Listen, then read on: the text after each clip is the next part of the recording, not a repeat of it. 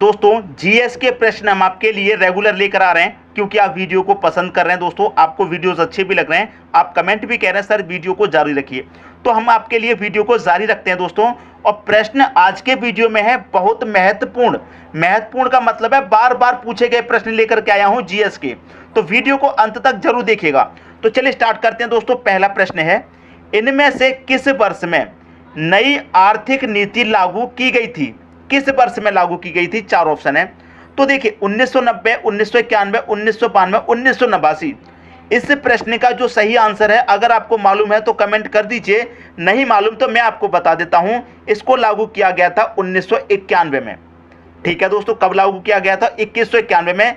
इसको क्या बोलते हैं दोस्तों? एलपीजी। ठीक है, एलपीजी बोलते हैं। और जिस समय लागू किया गया था उस समय पीएम कौन थे? उस समय पीएम कौन थे जब इसको लागू किया गया था? तो उस समय दोस्तों इसके जो पीएम थे वो थे नरसिम्हा। यहां पर मैं लिख देता हूं नरसिम्हा राव। नरसिम्हा राव उस समय दोस्तों पीएम थे। ठीक है, और फाइनेंस मिनिस्टर आपको अगर पूछा जाए उस समय का, क्या पूछा जाए? फाइनेंस मिनिस्टर अगर उस समय का आपसे पूछा जाए तो कौन थे? मनमोहन सिंह। ठीक है दोस्तों, यहां पर मैं सही से लिखता हूं मनमोहन सिंह कौन थे? फाइनेंस मिनिस्टर उस समय 1991 में।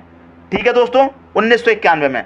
अगर देखिए मैं आपको इसमें एक चीज और बता देता हूं, एलपीजी ना दिया जाए, ठीक है, यहां पर नरसिम्हा कौन थे? नरसिम्हा राव पीएम थे जिस समय इसको लागू किया गया था। नई आर्थिक नीति को दोस्तों और कुछ नाम से जाना जाता है क्या? ये आपको मालूम है? नई आर्थिक नीति को क्या और किसी नाम से जाना जाता है? ये आपको मालूम है? नहीं मालूम, हम आपको बताते हैं दोस्तों। इस नीति को राव सुधार के नाम से भी जाना जाता है। देखिए हम यहां पर लिख सकते हैं कि सिंह राव सुधार, इस नाम से भी दोस्तों जाना जाता है नई आर्थिक नीति को, सिंह राव सुधार के नाम से।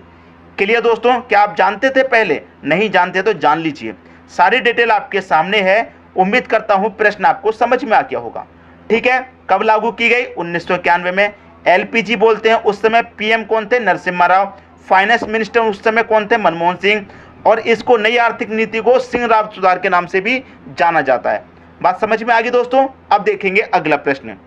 अगला प्रश्न है, ऑक्सीजन का परिवहन रक्त में किसकी मदद से होता है? दोस्तों रक्त में ऑक्सीजन का जो परिवहन होता है वो किसकी मदद से होता है?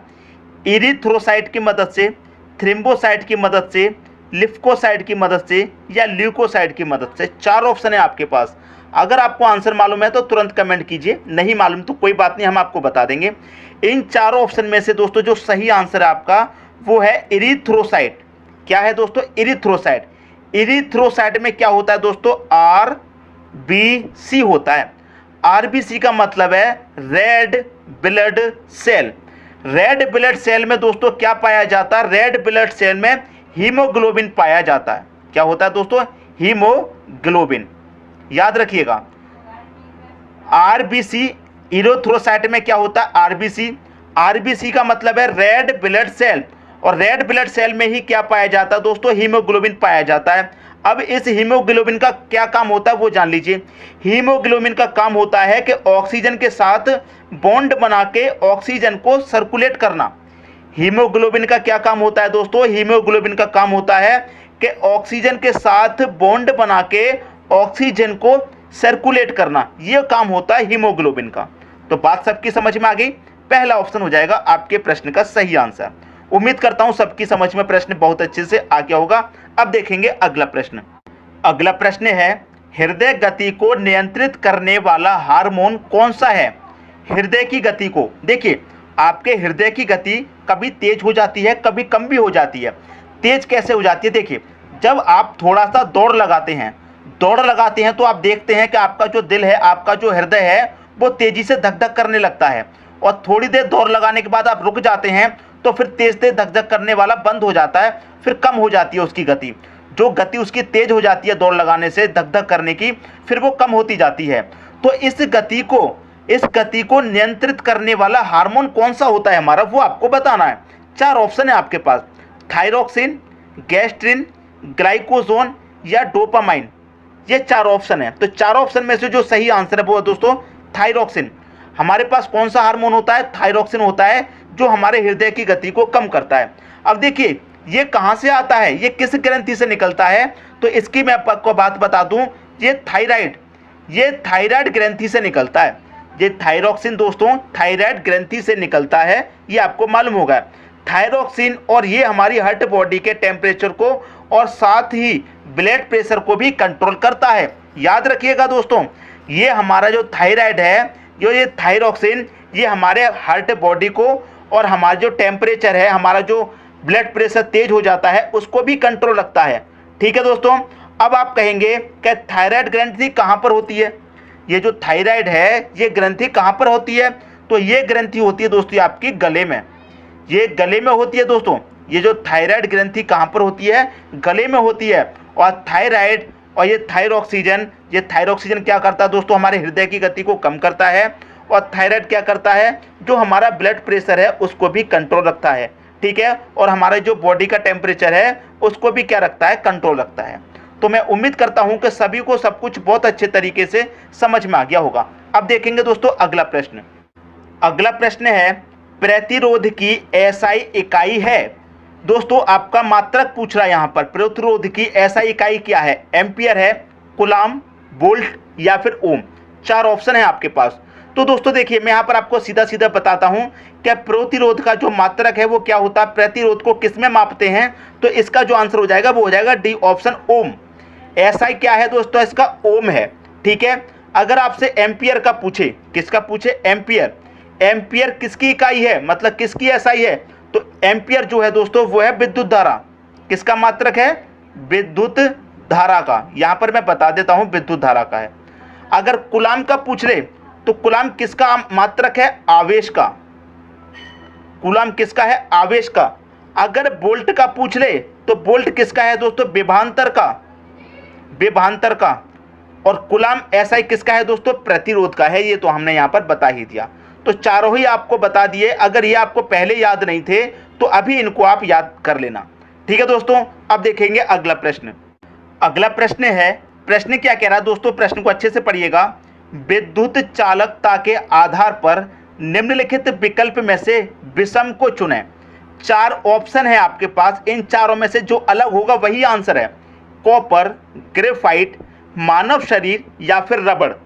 अपना अपना आंसर दीजिए। अगर आपको मालूम है तो आंसर कमेंट तुरंत कर दीजिए करो कि 5 का ए सही है, बी सही है, डी या कोई सा भी जो सही हो वो 5 के नाम पर आगे लगा दिया करो। ठीक है। नाम लिख के बता दीजिए कि सर 5 का रबड़ सही है कि मानव शरीर, ग्रेफाइट, कॉपर, जो सही हो आप अपना कमेंट कर दीजिए। तो देखिए यहाँ पर क्या पूछा है कि विद्युत का चालकता। तो यहाँ पर मैं आपको एक बात बताऊं, इसका जो सही आंसर हो जाएगा वो हो जाएगा रबड़। ठीक है, ये हो जाएगा रबड़। अब कॉपर, ग्रेफाइट और मानव शरीर ये क्या होते हैं दोस्तों? विद्युत के, ये आपके दोस्तों में बता दूं, ये होते हैं विद्युत के सुचालक। विद्युत के सुचालक होते हैं दोस्तों। ये विद्युत के सुचालक से मतलब क्या है कि इनमें करंट पास हो सकता है। कॉपर में भी करंट पास हो जाएगा, ग्रेफाइट में भी, और मानव के शरीर में भी करंट लग जाएगा, करंट पास हो जाएगा, लेकिन रबड़ में नहीं होगा। तो रबड़ क्या है दोस्तों? ये कुचालक है विद्युत का। याद रखिएगा, ये विद्युत के क्या है? सुचालक हैं, और रबड़ क्या है? विद्युत का कुचालक है। ये आपका रबड़ इन चारों में सबसे अलग हो जाएगा, और यही क्या हो जाएगा? आपका सही आंसर। समझ में आ गई दोस्तों बात? किसी को कोई भी डाउट नहीं होना चाहिए। अब देखेंगे अगला प्रश्न। अगला प्रश्न है, निम्नांकित में से कौन सा अम्ल चींटियों में उपस्थित होता है? देखिए चींटियां आपको कभी कभी काट लेती हैं, तो जहां पर काटती हैं वहां पर क्या होता है? लाल लाल निशान पड़ जाता है और उसमें खुजली होने लगती है। चींटियां अगर आपको काट लें तो चींटियों का जो डंक होता है उसमें एक अम्ल पाया जाता है। वो अम्ल कौन सा होता है? इन चारों में से आप बताइए। और इस प्रश्न के आगे वेरी वेरी इंपॉर्टेंट लगा लीजिए, क्योंकि बहुत बार परीक्षा में पूछा गया है। ठीक है दोस्तों, तो चींटियों का जो डंक होता है उसमें कौन सा अम्ल पाया जाता है? चींटियां जब आपको काटती हैं तो लाल लाल निशान क्यों पड़ जाता है? उनमें एक अम्ल होता है। वो अम्ल कौन सा होता है? यहाँ पर फॉर्मिक अम्ल, टैनिक अम्ल, ऑक्जेलिक अम्ल या मैलिक अम्ल। तो इसका जो सही आंसर है वो हो जाएगा पहला ऑप्शन, फॉर्मिक अम्ल। जो चींटियां होती हैं दोस्तों उनमें कौन सा अम्ल पाया जाता है? फॉर्मिक अम्ल पाया जाता है। ये आपके प्रश्न का सही आंसर हो जाएगा। अब देखेंगे अगला प्रश्न। अगला प्रश्न है, हाल ही में किसने मिस इंडिया 2020 का खिताब जीता है? दोस्तों ये तो करंट अफेयर का प्रश्न है, ये तो आपको मालूम होना चाहिए किसने जीता है। मानसा वाराणसी, मानिका शोकंद, मान्या सिंह या शिवानी जाधव ने? तो इस प्रश्न का जो सही आंसर है वो हो जाएगा मानसा वाराणसी। ठीक है, मानसा वाराणसी ने मिस इंडिया 2020 का खिताब जीता है। अगर आपसे ये पूछ लिया जाए कि ये कहाँ की रहने वाली हैं, ये पूछ लिया जाए तो दोस्तों ये तमिलनाडु की हैं। कहाँ की हैं? तमिलनाडु की रहने वाली हैं। ठीक है, आपकी समझ में आ गया। अब देखेंगे अगला प्रश्न। अगला प्रश्न है पोलैंड की राजधानी और मुद्रा क्या है? 4 ऑप्शन है दोस्तों, वार्सा और ज़्लोटी, ओटावा और विविधता, अलोकी और रियाल, पेरिस और रूबल। देखिए दोस्तों, पोलैंड की राजधानी अगर आपको नहीं मालूम है तो याद कर लीजिए, वार्सा है। पहला ऑप्शन सही हो जाएगा। पोलैंड की राजधानी क्या है? वार्सा। और वहाँ की मुद्रा दोस्तों क्या है? ज़्लोटी। ज़्लोटी वहाँ की क्या है दोस्तों? मुद्रा है। इस बात को याद रखिएगा, प्रश्न एग्जाम में पूछा जाएगा तो गलत मत करना। अब यहाँ पर क्या दिया गया दोस्तों? रूबल। रूबल क्या है दोस्तों? आपको अगर नहीं पता, वैसे तो आपसे जो पूछा था उसका आंसर तो हमने बता दिया, पोलैंड की राजधानी वार्सा है और यहाँ की मुद्रा ज़्लोटी है। अब यहाँ पर रूबल क्या दिया गया है? देखिए यहाँ पर जो पहले दी गई है वो तो राजधानी है और जो बाद में दी गई है वो है मुद्रा। तो रूबल कहाँ की मुद्रा है? अगर आपको नहीं पता तो जान लीजिए, मुद्रा कहाँ की है? Rouble Russia. रशिया क्या? रशिया की मुद्रा है दोस्तों रूबल। इस बात को याद रखना, क्योंकि रूबल एक ऐसा शब्द है कि आप अगर पढ़ेंगे तो थोड़ा कंफ्यूज हो जाएंगे कि ये कहाँ की मुद्रा हो सकती है। तो आप याद रखिएगा कि रशिया की मुद्रा होती है रूबल। उम्मीद करता हूं सभी की समझ में प्रश्न बहुत अच्छे तरीके से आ गया होगा। दोस्तों वीडियो पसंद आया लाइक करें, दोस्तों में शेयर करें। चैनल को सब्सक्राइब नहीं किया है तो सब्सक्राइब कर लीजिए और बेल आइकन का बटन भी दबा दीजिए दोस्तों। धन्यवाद।